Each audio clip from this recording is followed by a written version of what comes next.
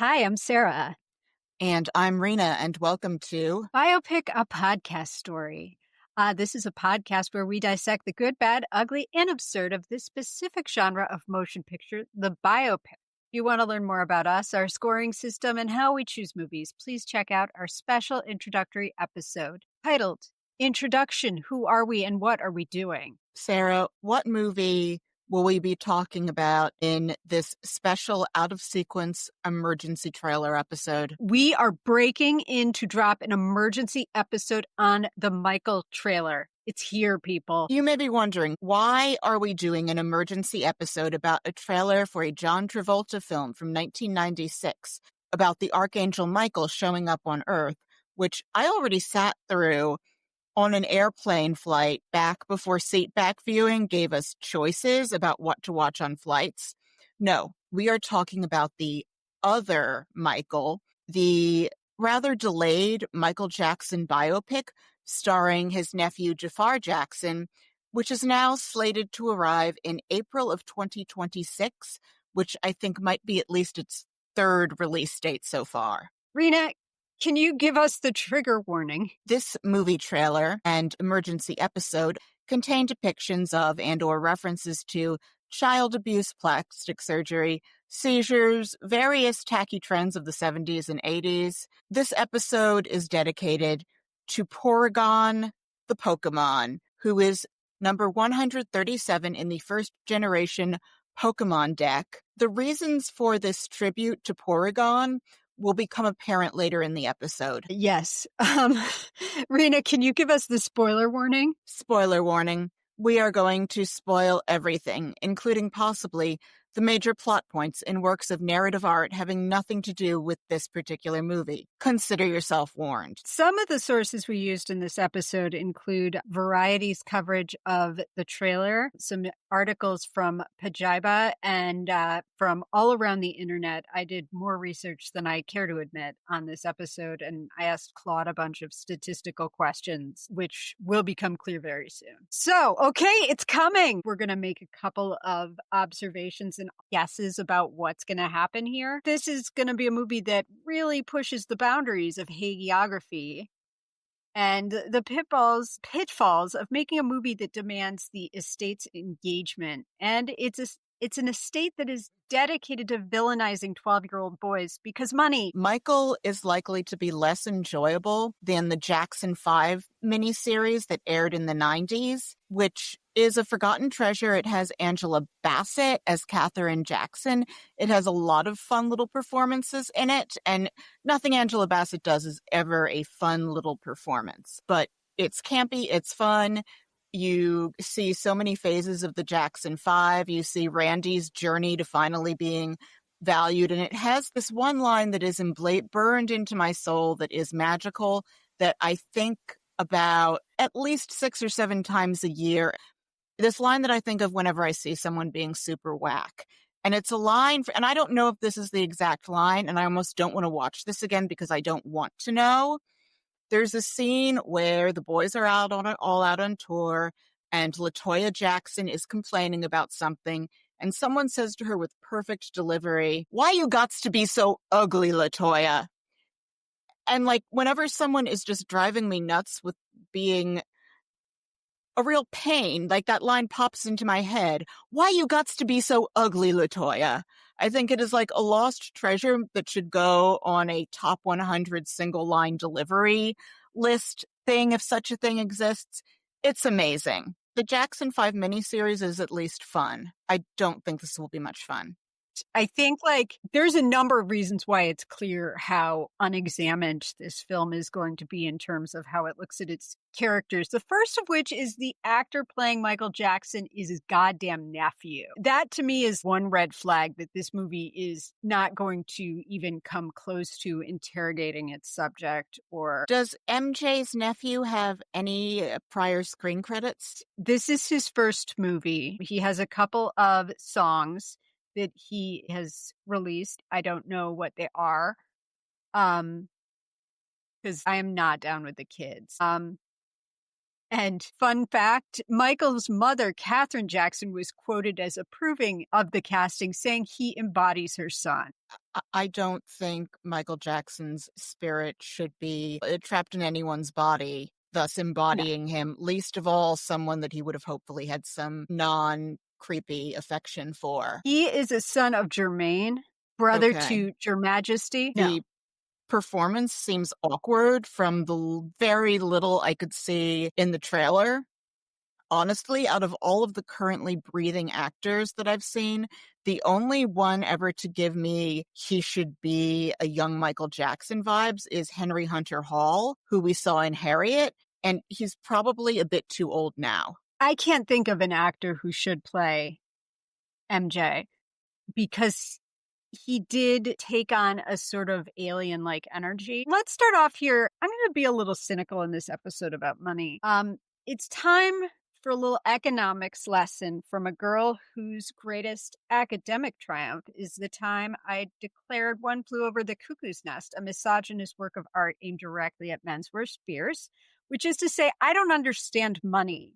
But I'm about to throw some money numbers at you to try and explain why this movie exists. And also just explain Michael Jackson in general here. During the time window of 1982 through 1984, Thriller, Michael Jackson's album alone, captured at least 1.4% of all U.S. long play format sales during that period, which is an extraordinary achievement for a single artist album. I think this means that every household in the U.S. had an average of at least one copy of Thriller, and that possibly everyone on the planet, even in very repressive countries, had at least heard Thriller. Otherwise, it means that Americans were building houses out of stacks of Thriller albums.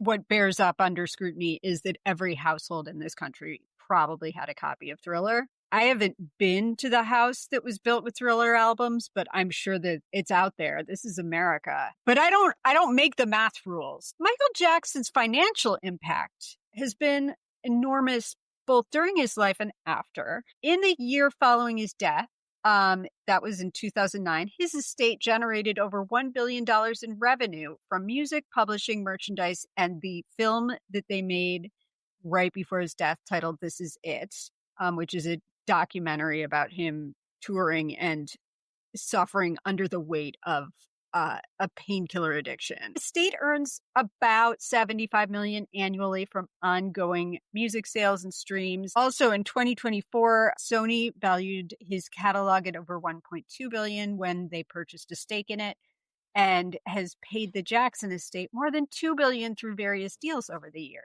years. Sony owns 50%. And the other 50% is owned by the MJ estate.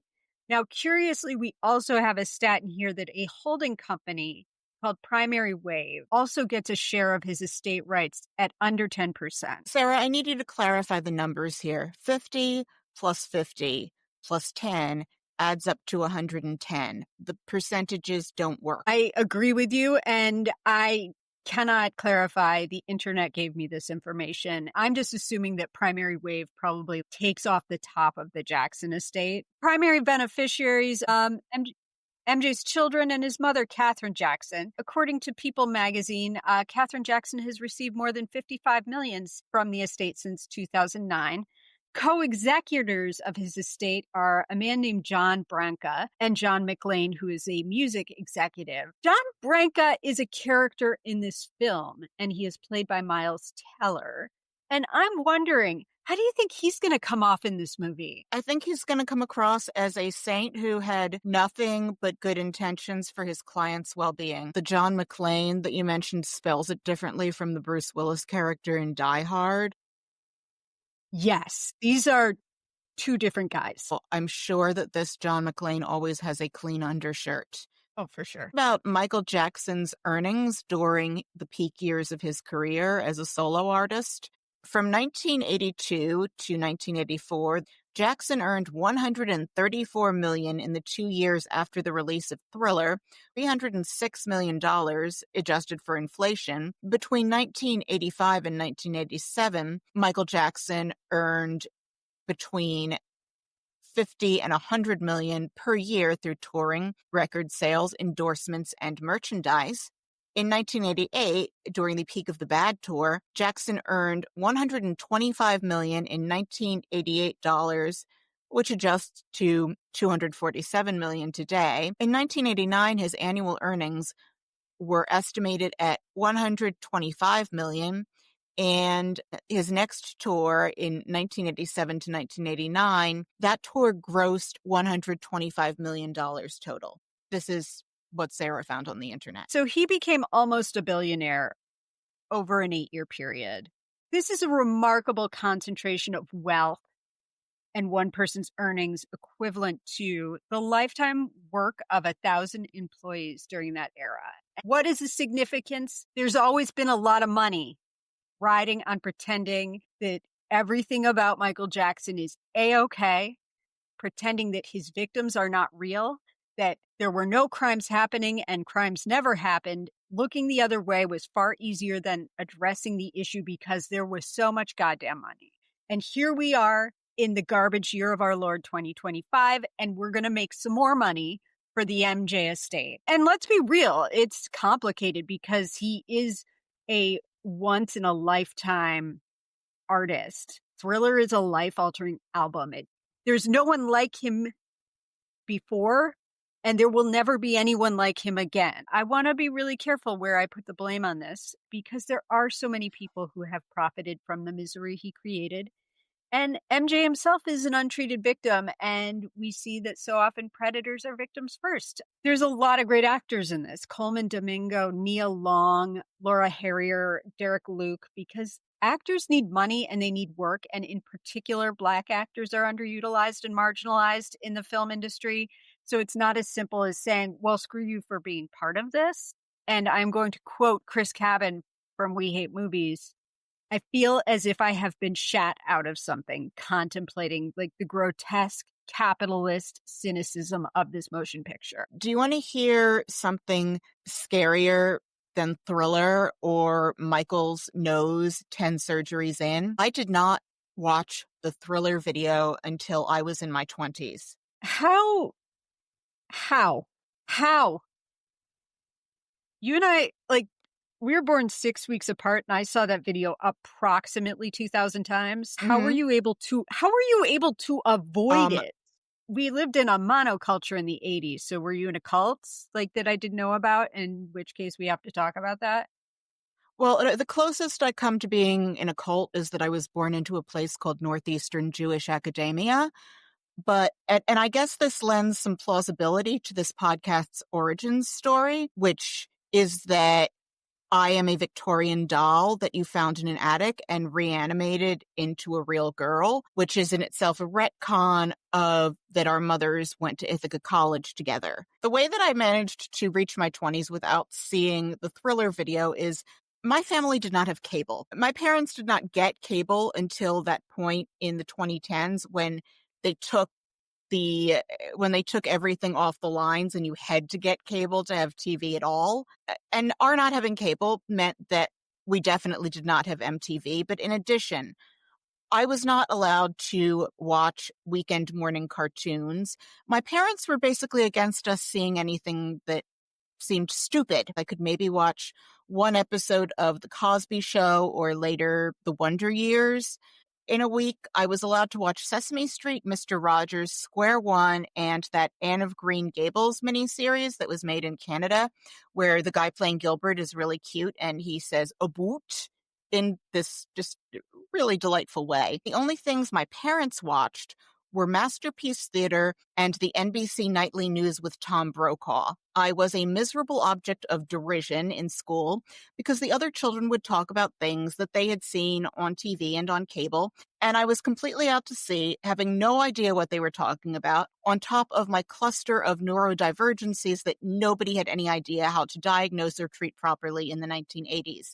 I knew who Michael Jackson was. I was aware of certain moments and images in the Thriller video, like the zombie dance and like that he stands on his toes and the red jacket. I don't think I could have told you exactly where they were from or the significance. And In fact, I had no idea that anything at all was happening in current popular music since the Beatles vinyls in our house until the day in middle school that I opened the New York Times and read that Kurt Cobain had committed suicide, and I immediately dove headlong into the remains of grunge, which was already winding down in the spring of '94. I understood that it was very cool that Nevermind had knocked Dangerous out of the #1 spot in the Billboard charts, because I immediately started buying music magazines. I had to smuggle Spin home because my mother didn't like it. So because allowances were like, you could buy maybe one CD a week in the 90s, that meant that I could be a fan of something without having heard it. So I just immediately absorbed whatever attitude I saw. And I deemed from this, with the narrow-mindedness of a teenager desperate to be cool, I assumed that Michael Jackson was old time and he sucked along with anything that included synthesizers. Of course I was wrong, but this lasted a few years. In the meantime, the internet was slow and choppy, so I did not watch the entire Thriller video aside from random clips until some point in my 20s when the whole thing was available to view on the internet at a decent quality that wouldn't break down, and it occurred to me, Michael Jackson's Thriller video is a gap in my pop cultural education that I must fill post-haste. Um, I missed grunge entirely because I was listening to Sondheim. So I have that cultural blind spot. I should also mention the Thriller video is directed by noted involuntary manslaughterer John Landis. I'm going to be completely contrary to you here. Thriller is actually part of some of my earliest memories. Um, from being alive, along with the Big Chill soundtrack. I remember very distinctly listening to the tape recordings of those albums in the car on car trips with my parents. Yeah, I love it now. I didn't get to hearing it until shockingly late. There are a number of people featured as characters in this movie who we've seen or will see again on this podcast, as well as actors. Some very good who we've talked about before, and I'd like to start calling them out now. For example, welcome back to the show, Quincy Jones. You were previously played by Lorenz Tate in Ray, and Lorenz Tate in Michael will be playing Berry Gordy. What we have here is a wild ride if there were ever to be a cinematic universe that is shared for Lorenz Tate. Yeah, so to give a rundown, we have Coleman Domingo, who was also in 42 and Lincoln and will be showing up at least another 3 times on this podcast as Joe Jackson. We have Nia Long as Katherine Jackson. Nia Long is a lovely actress. My earliest memory of her is when she was on Guiding Light when I was a kid. Aside from people playing Jacksons, we have Kat Graham as Diana Ross. I always think of Beyonce as the best Diana Ross. And then I remember that Dreamgirls was inspired by the Supremes, but is not a Supremes biopic. It is not. It gives Florence Ballard the happy ending she never got to have. And also, I mentioned earlier, Laura Harrier is in this. She was in BlacKkKlansman. She's been in a ton of other stuff. She is like mind-bogglingly, blindingly beautiful. She's playing a woman named Suzanne de Passe, who was a incredible groundbreaker in the music industry. She started off as Berry Gordy's assistant in 1968 and became the head of her own company. She's a producer. She's a Harvard Business School case study. I do not have time to list off all the accomplishments, but they are insane and multitudinous, and we should be watching a movie about her. We have a Steve Rubell who was played by Mike Myers in 54 and will be doing 54 at some point. Great. And Derek Luke is playing Johnnie Cochran, who we'll see again if we get to any of the OJ stuff, which I am not remotely looking forward to. This is curious, and I am wondering if Derek Luke is going to make it into the final film, because, and we'll talk about this in a little bit, because Johnny was one of his lawyers when he was accused of child molestation for the first time in 1993. I thought that you were able to spot all of these people in the trailer, and I was furious because I couldn't suss out anything or anyone that was in the trailer. Like Reginald Val Johnson could have been in there, Air Bud, Jimmy Hoffa. Like, I couldn't tell. It was all coming at me so fast. I got that from IMDb. And we have another Andy Warhol. Great. So Andy Warhol is now tied with John Hammond and Elvis Presley for the most appearances as a character in a biopic so far on this show, and he is in line to hit the record once we do Basquiat and Factory Girl. You're going to fit right in with all the other predators in this movie, Andy. Hopefully MLK will overtake him eventually. Also, and please interject if you have a comment here, Sarah.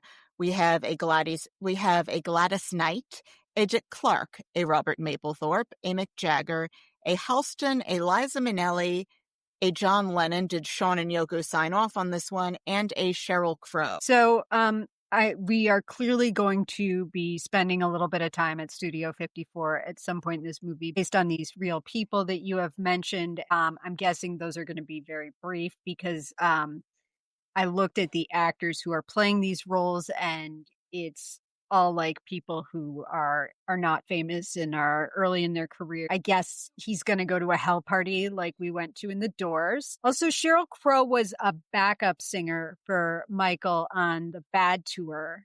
So I'm very interested in how aggressively they're going to insert this meaningless detail into the film. I'm also curious if Tatum O'Neal is going to be showing up somewhere in this movie because they kind of dated-ish. I noticed that they did not cast a Paul McCartney, which I'm only mentioning because I thought I saw someone who looked a little bit like 80s Paul in the trailer.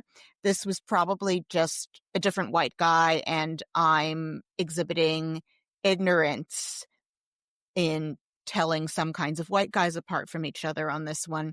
I would venture that the lack of a Paul in the Thriller era scenes is due to Paul McCartney, who was on the Thriller album, being still alive and in full possession of his mental faculties. I think that Paul would be litigious as hell about appearing in this. I've seen Paul McCartney portrayed on film before, and we'll be seeing him a few times when we get to Backbeat, and also notably in the young John Lennon biopic Nowhere Boy, he is played by an actor who I can never remember his name, but in my head he is named that actor who always looks 12.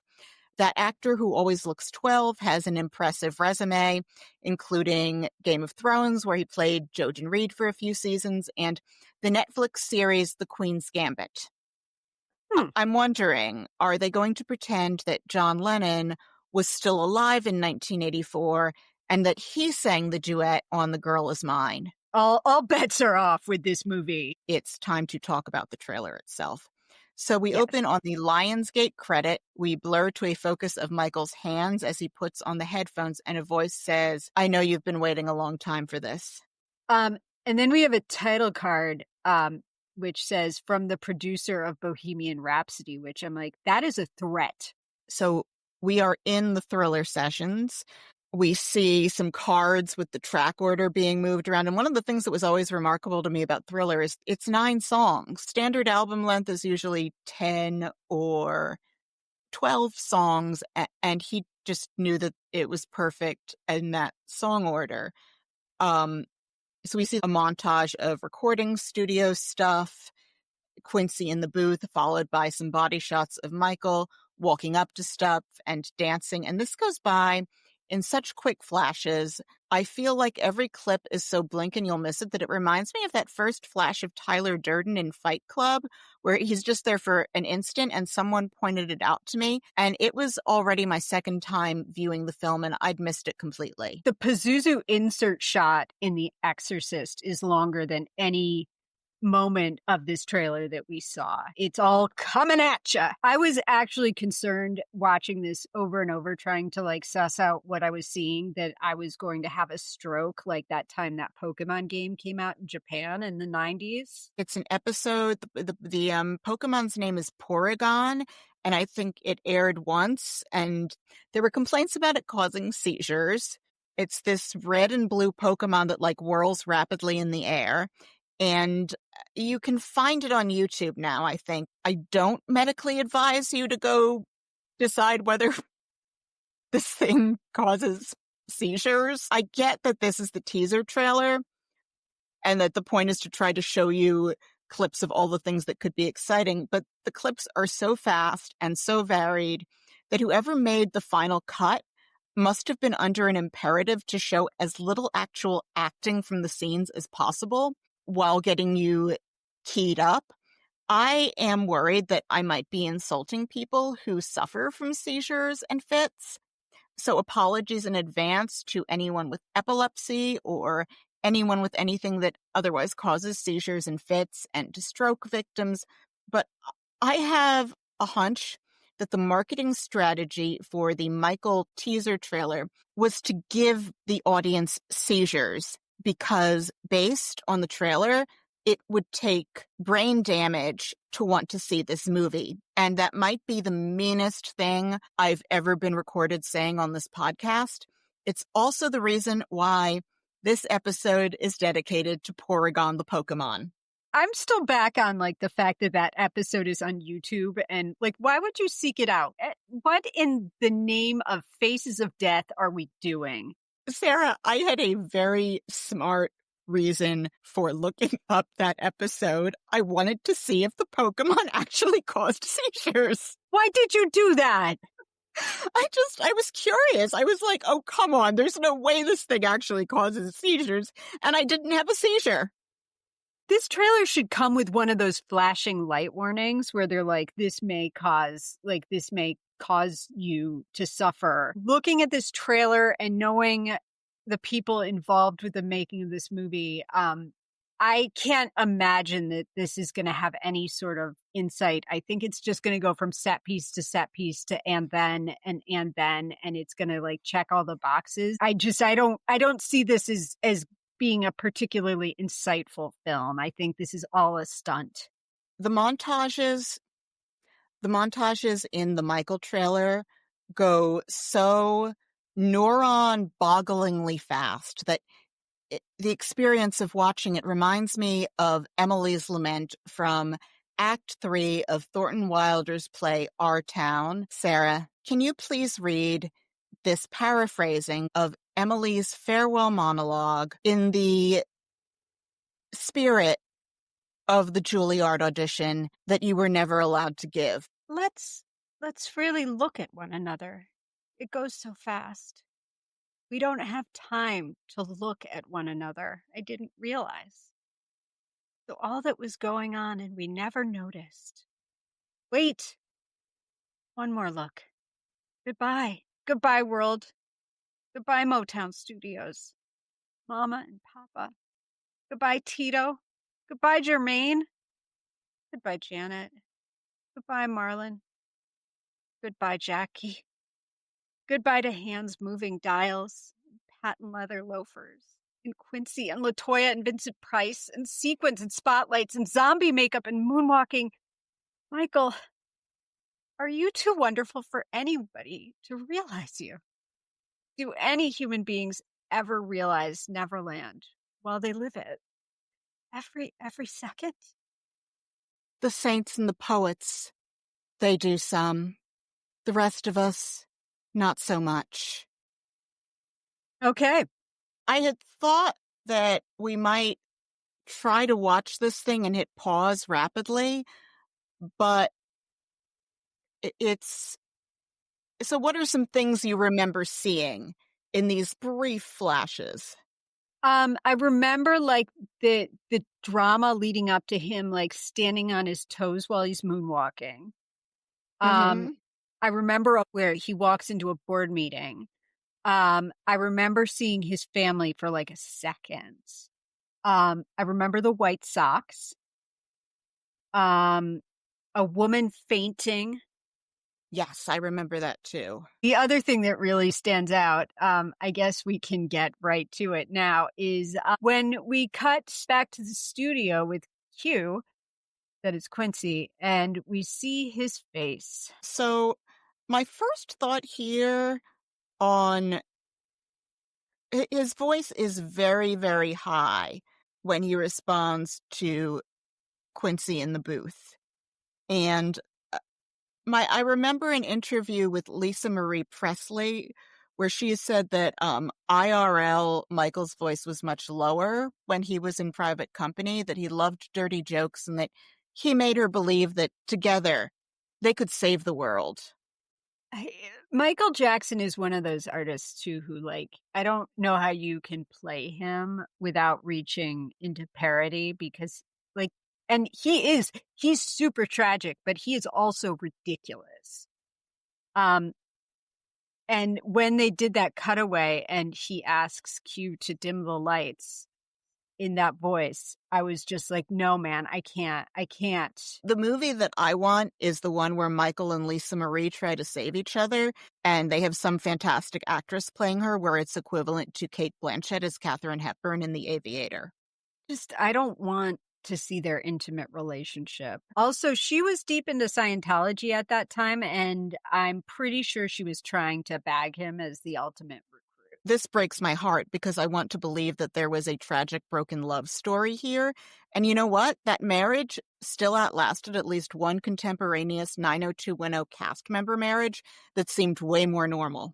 I think you're thinking of Shannon Doherty's, and I've purchased milk that has held up longer than her marriage to Ashley Hamilton. Bless. I want to talk a little bit about the elephant in the room here, which is, of course, the delays that were happening on this film. I'm going to read from the website Pajiba, a website that is quite brilliant. There's a lot of great writing on there, and they just talked a little bit about some of the shit that this movie went through last year.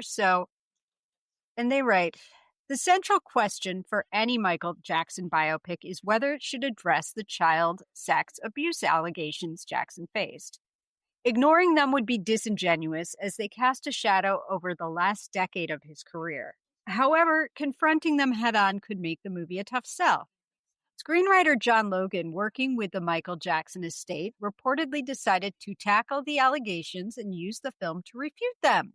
The third act was set to focus on the accusations made by the Chandler family, whose 13-year-old son Jordan was the first to accuse Jackson. Jackson later settled with the family for $23 million, but the movie nevertheless was apparently going to challenge the Chandlers' credibility and poke holes in their account. This third act, considered the backbone of the film, was shot, and the movie, initially slated for an April release, had moved into post-production. However, according to Puck, the release had been pushed to October 2025, which has obviously been pushed again, for a major reason. A clause in the settlement contract, overlooked by everyone, prohibits the Jacksons from dramatizing the Chandler family or their story. Oops. So this is why I don't know that Derek Luke is going to make it into the final movie. And from a viewing art perspective, I'm very curious how this movie is going to end and be reshaped, because it seems like they're going to be unable to show Michael in any light that isn't like purely beatific. And I think this is going to make Reagan look like Cobb. 2 previous episodes. What conflicts can they set up? Like, I guess that his dad can continue to be like the big baddie. But as I said, MJ started as a victim and became a predator. And that's awful. It could be unpacked in a really interesting way if someone wanted to make that movie. Michael Jackson loved Peter Pan, as we all know, but he was really like Rumpelstiltskin at a certain point. Like, he spoke in riddles and half-truths and wore sunglasses in interviews and was kind of an impenetrable person. And anyone who wants to really try to get inside of whatever the hell was going on there, be my guest. I can assure you that it is not this movie that is going to do that. And also, John Logan is an incredibly talented, prolific screenwriter. Antoine Fuqua is an incredibly talented director. And the only reason either one of them is here has to be money. And they should both be very financially secure. Like, John Logan, are you in trouble with the mafia? And do you need me to set up a GoFundMe for you? I will. Blink twice.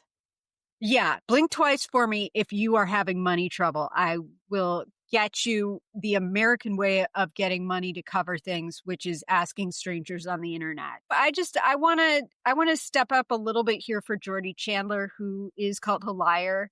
And the 12-year-old boy was going to be the villain of the third act of the film. His family is called Money Grubbers. They did eventually settle with him, and Michael was able to admit no wrongdoing. And then they got to like go away and shut the hell up forever. And if you have looked at the media at some point in the last 5 years, you will know why they settled. Like, as an example, Jonathan Depp is an adjudicated abuser of his ex-wife, Amber Heard.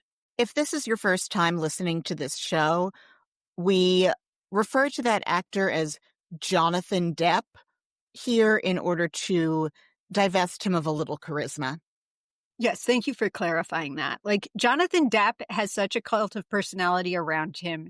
Even now, like, women who clearly want to rescue a man with rotten teeth and think alcoholism is romantic, like, they found it easier to believe that Amber Heard was a sociopath who was secretly sniffing cocaine out of a tissue while she was on the stand than to believe that Jonathan was abusive. And that's Jonathan Depp, who is not the celebrity that he once was. He is not at the height of his powers. I want you to imagine the machine as I explained above, all of that money going after you. You would be at the bottom of the LA River, which is to say you would be thrown out of a helicopter and dropped onto wet cement, being driven over by Ryan Gosling and Drive. Like, ruining his life is not even a sufficient description of how things would have worked out for Geordie. Like, do you want to take on Sony and Michael Jackson at the height of his power? No, you don't. And the copium around Michael Jackson and these allegations is very real to this day. I was on Reddit yesterday trying to find out, like, a good journalist, which I am not.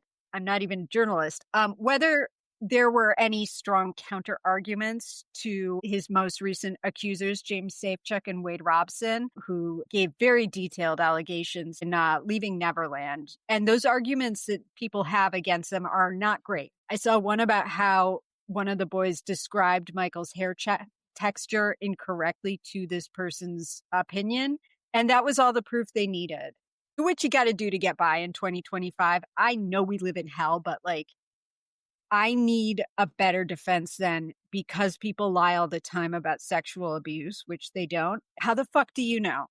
False allegations of child abuse are very rare. And when they say unsubstantiated, it doesn't mean that it's a lie. It means it's too difficult to prove. Studies show median time to disclosure ranges from 15 to 20 years after abuse takes place. And all of this to say, this shit's complicated and we should listen to victims before we choose to protect wealthy predators. In the thank God for small favors, I guess, category, we're being spared this third act. Back to that first spoken line to Quincy.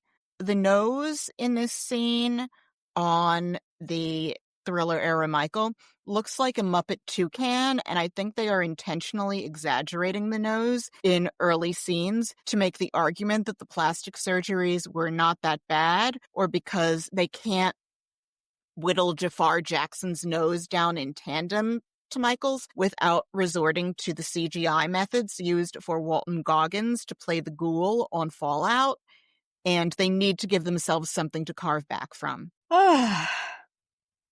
Does this nose, have we finally found a nose that violates your love of prosthetics? Yes, we finally met a prosthetic nose that we could hate together. It looks fake. It still doesn't look like early 80s pictures of Michael Jackson. And for once, I am with you on hating a prosthetic.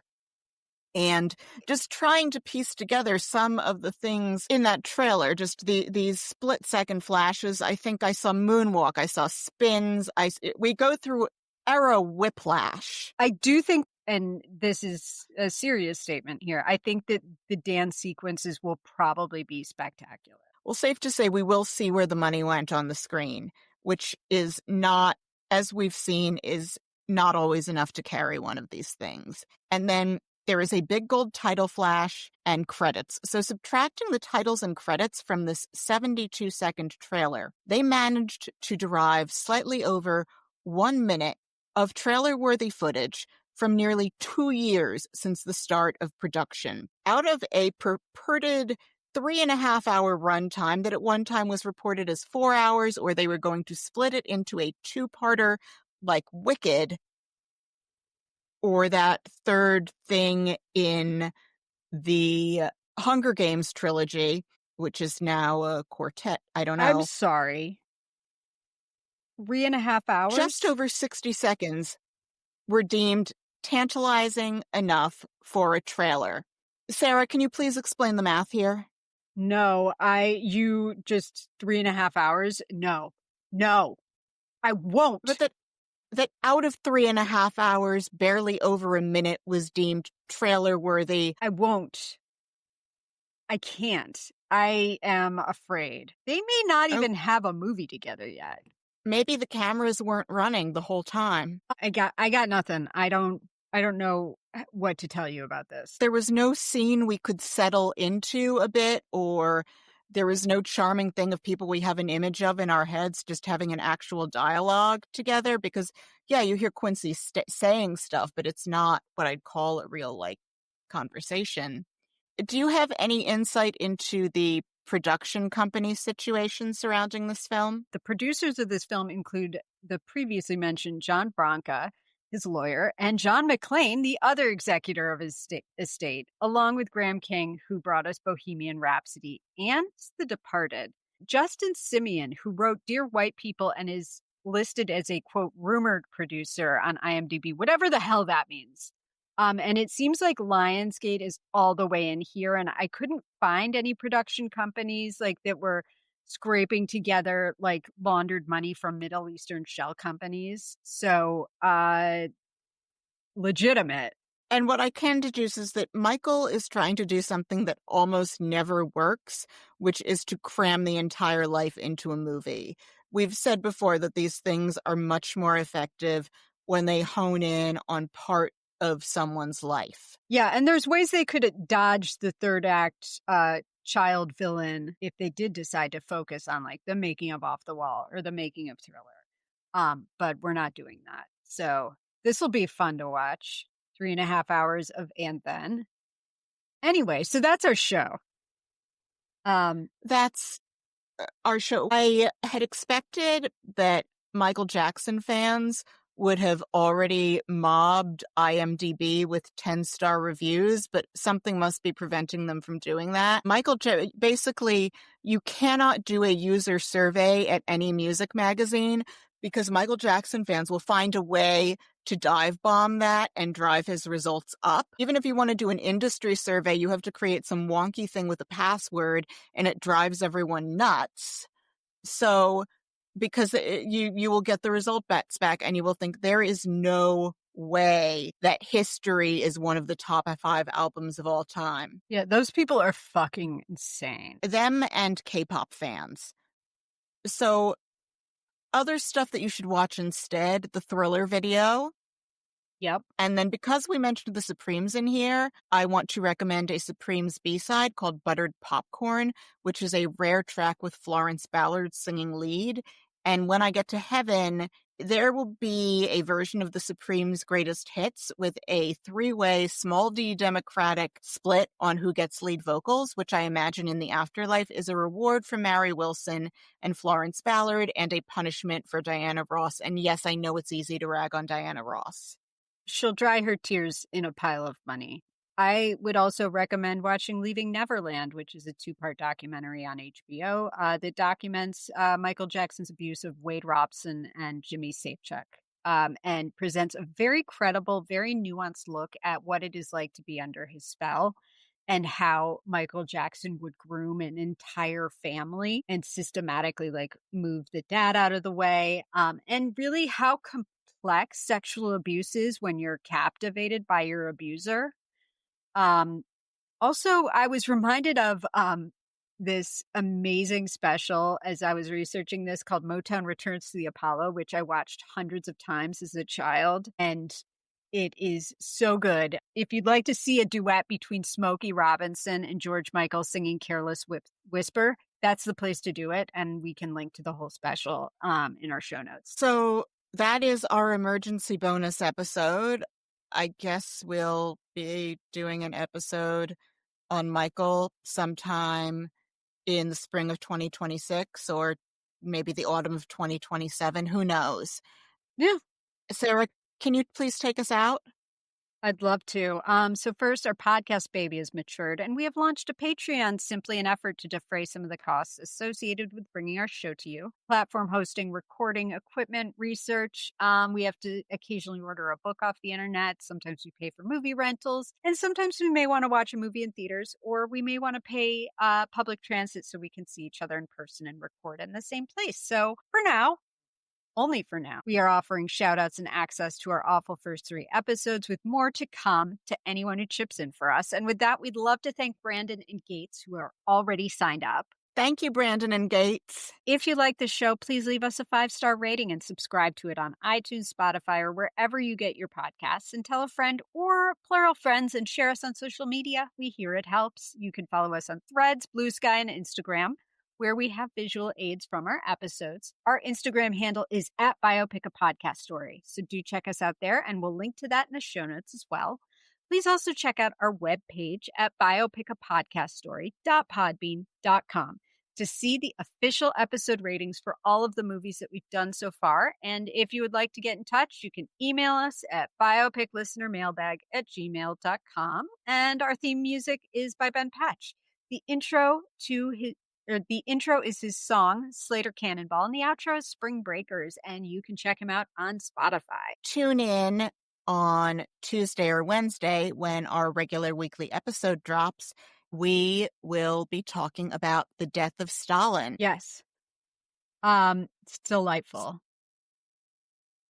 Good night to the earnest and the cynical. Good night, Rena. Good night, Sarah.